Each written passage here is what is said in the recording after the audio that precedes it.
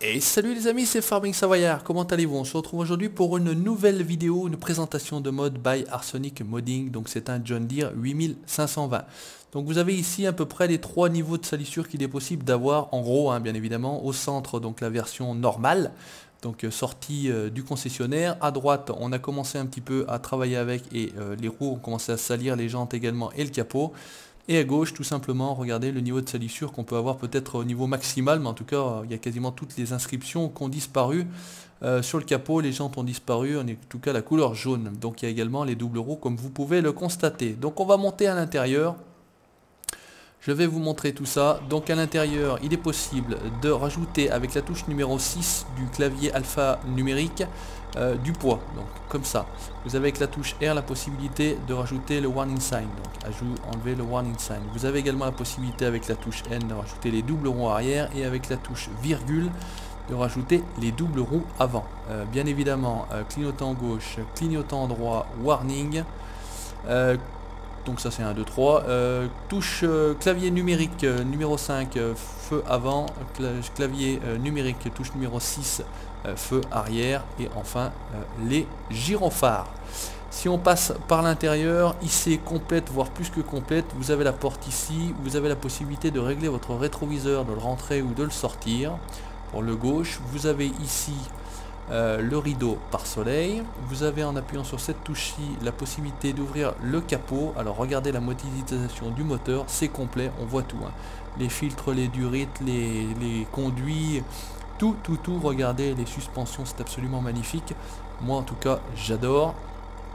Si on repasse par l'intérieur, on referme. Vous avez ce petit écran ici que vous pouvez allumer et éteindre avec le compteur horaire, les tours minutes et la vitesse.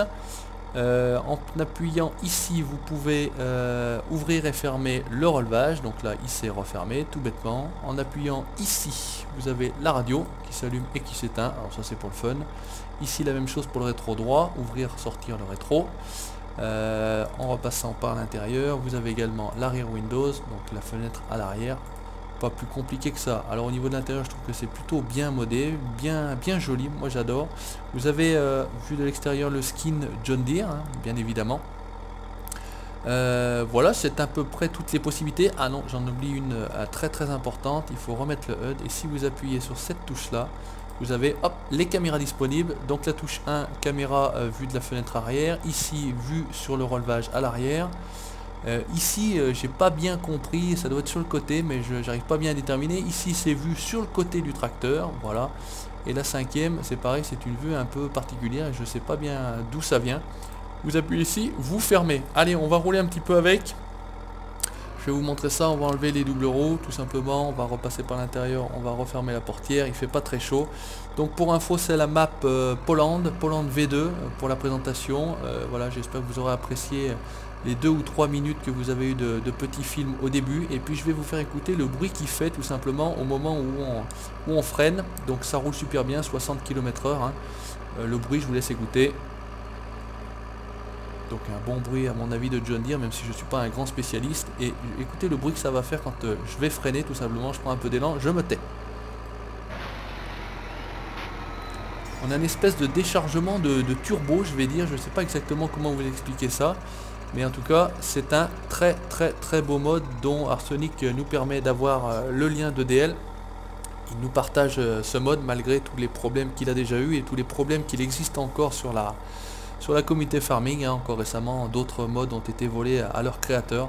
Donc un grand merci à lui. Moi en tout cas, je vais utiliser ce mode, vous l'aurez dans les prochaines vidéos. N'hésitez pas à commenter cette vidéo, à le féliciter dans les commentaires. Je pense qu'il sera très content. Moi en tout cas, je te félicite Damien.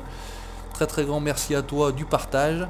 N'hésitez pas à laisser le petit pouce bleu pour la vidéo si ça vous a plu. N'hésitez pas à liker ma page Facebook et également à vous abonner à la chaîne YouTube Farming Savoyard pour la suite de mes aventures.